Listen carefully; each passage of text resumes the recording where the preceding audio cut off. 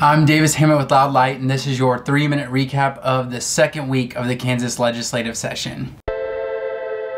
Tuesday and Wednesday saw hearings in the Senate Agriculture and Natural Resources Committee to allow restricted research on industrial hemp.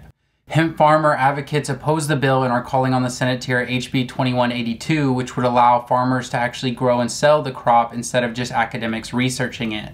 Last year, HB 2182 passed the House overwhelmingly 103-18. On Wednesday, medical marijuana advocates were told that a hearing on medical marijuana wasn't going to happen, not now, not ever, by Representative Hawkins, the chair of the House Health and Human Services Committee, who has the ability to prevent a hearing from ever happening. This comes on the heels of a Garden City Telegraph report about Kansas families having to flee Kansas into Colorado as medical refugees seeking treatment for their children's epileptic seizures. Last year, the annual Kansas Speaks survey found that 76% of Kansans support medical marijuana. It's an option in 29 states and DC. After accusations of sexual harassment and inappropriate conduct in the Kansas legislature came to light last year, the YWCA of Topeka and the Family Peace Initiative offered sexual harassment training to legislators this week. While most legislators attended the optional training, not all of them did.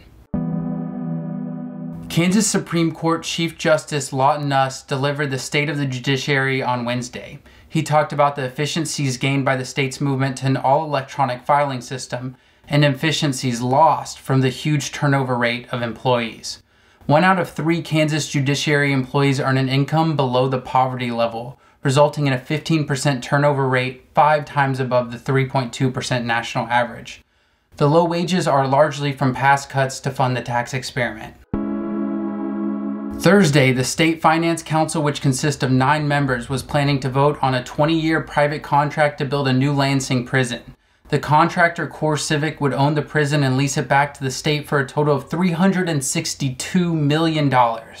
Concerns over Kansas going down the road of privatized prisons and the use of the Finance Council to bypass the legislature were likely to keep the vote from passing, so the governor indefinitely delayed the vote. Governor Brownback's nomination to U.S. Ambassador of Religious Freedom passed out of the Senate Foreign Relations Committee and is headed to the full Senate. Brownback could be leaving Kansas within a month. Lots of hearings are going on next week, ranging child custody, election audits, alcohol sales hours, civil asset forfeiture, and teachers' rights to due process. You can find links to these and more at loudlight.org/ksleg. Next Tuesday, the Kansas Coalition for Citizen Participation will be having a lobby day on voting rights, and next Thursday at 7 p.m. I'll be on a panel called Voters Denied, Pulling Back the Curtains at the Olathe Community Center. The event is free, and I'd love you to join me and the excellent panel for a discussion on voter suppression, gerrymandering, and other tactics that distort democracy in Kansas. Like, share, comment, do all the things. If this is your first year paying attention to state politics, a lot is happening, and I'm so thankful you're paying attention. Stay tuned, stay engaged. Until next time, thank you so much, Kansas.